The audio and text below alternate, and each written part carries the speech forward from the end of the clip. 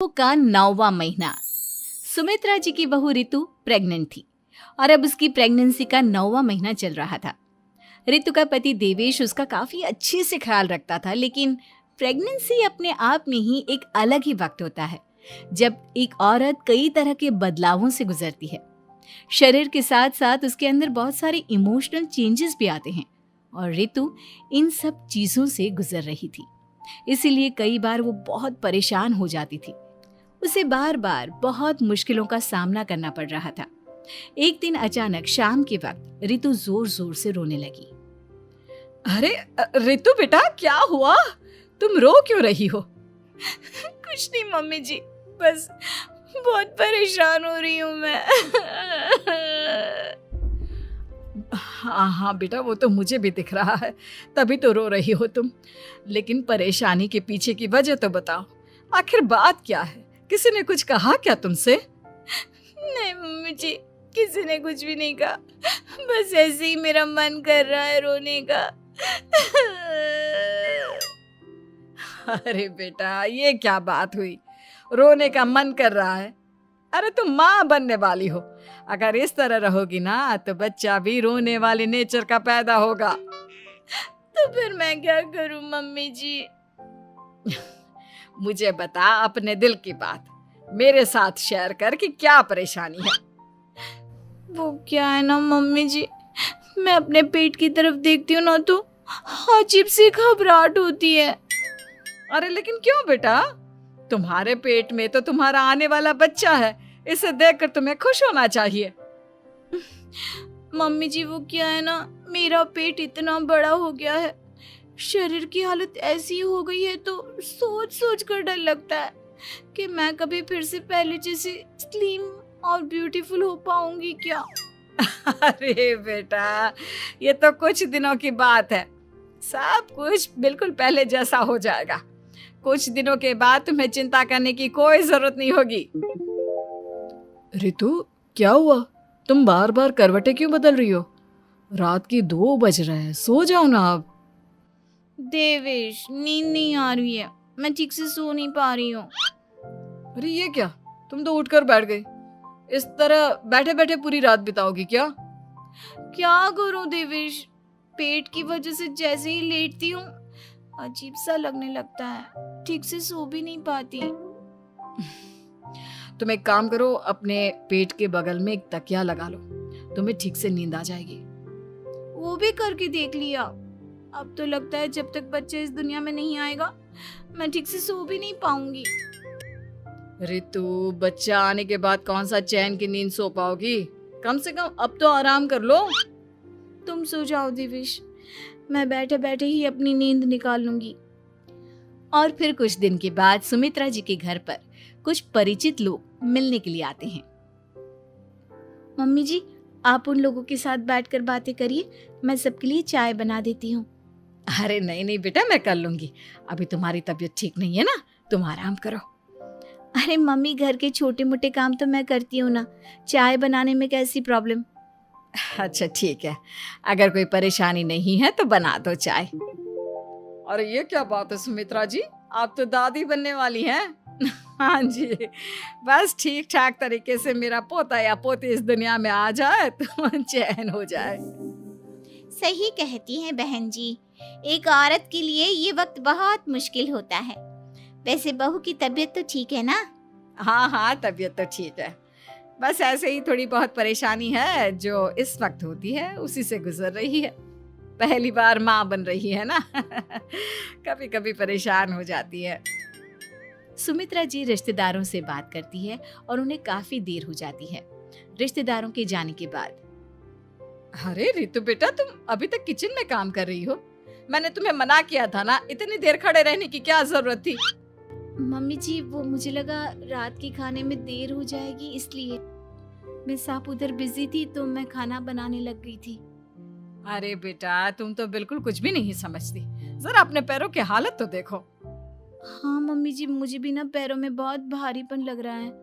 ये भारीपन नहीं है, ज्यादा देर खड़े रहने की वजह से तुम्हारे पैरों में सूजन आ गई है। अब कमरे में जाकर आराम करो, चलो। और सुनो, अपने पैरों के नीचे ना तकिया लगा लेना, सर के नीचे मत लगाना, ठीक है? अपने कमरे में जाने के बाद। यार ये प्रेगनेंसी भी कितनी अजीब चीज है, कभी रोने का मन करता है, कभी हंसने का। घर में सब मुझे बहुत प्यार करते हैं, लेकिन प्रेगनेंसी की जो प्रॉब्लम्स मैं फेस कर रही हूँ वो मैं किसी को नहीं समझा सकती। ये सब कब ठीक होगा? और फिर एक रात अचानक रितु नींद में उठकर बैठ जाती है और अपने पूरे शरीर पर खुजली करने लगती है। देवेश की आंख खुलती है और वो रितु को इस तरह खुजली करते हुए देखता है। अरे क्या हुआ रितु, तुम ठीक तो हो ना? पता नहीं क्यों देवेश, लेकिन अचानक से पूरे शरीर में खुजली हो रही है। दिखाओ जरा मुझे। अरे लेकिन तुम्हारे शरीर पर तो कोई मच्छर के काटने की या किसी तरह के रैशेस भी नहीं है, फिर खुजली क्यों हो रही है? लगता है ये भी प्रेगनेंसी की कोई नई प्रॉब्लम है। अरे अरे परेशान मत हो, मैं मम्मी को बुला कर लाता हूँ। सुमित्रा जी के आने के बाद। अरे क्या बात है बेटा, इस तरह क्यों खुजली कर रही हो? अचानक से क्या हो गया तुम्हें? मम्मी जी ऐसा लग रहा है जैसे सर से पैर तक पूरे बदन में मच्छरों ने काट लिया हो।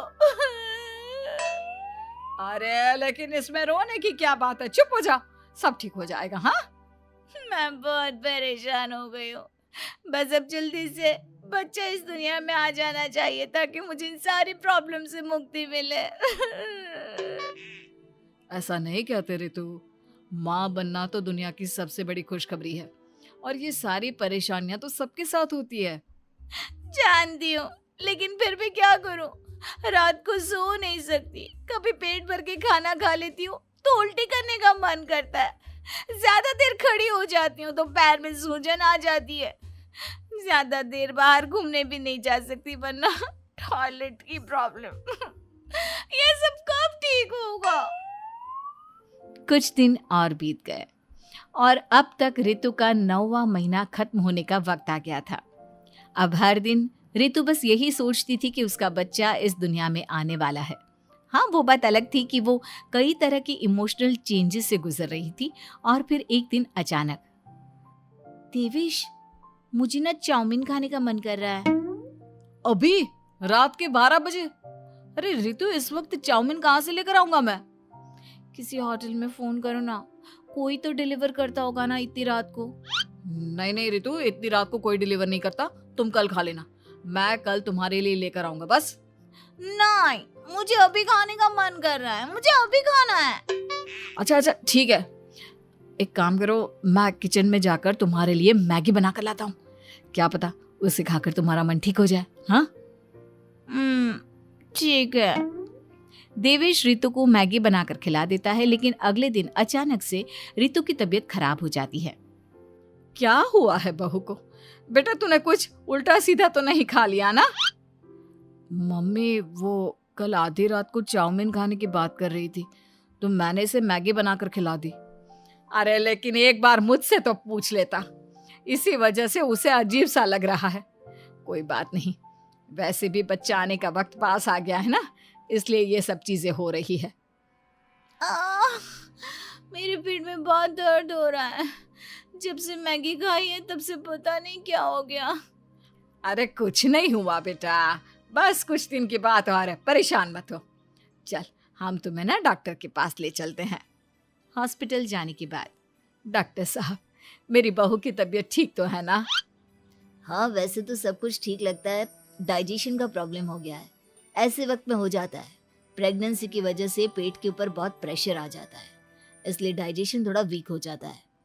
और उन्होंने रात के वक्त मैगी खा ली, इसलिए उनको ये प्रॉब्लम हो गया। डरने वाली कोई बात नहीं है। थैंक यू डॉक्टर साहब, अब हम इसका ध्यान रखेंगे। लेकिन अब रितु की डिलीवरी का वक्त पास आ गया है, आपको उनका पहले से भी ज़्यादा ध्यान रखना होगा। मैंने चेकअप कर लिया है, 1 सप्ताह के अंदर रितु की डिलीवरी होने के पूरे चांस है।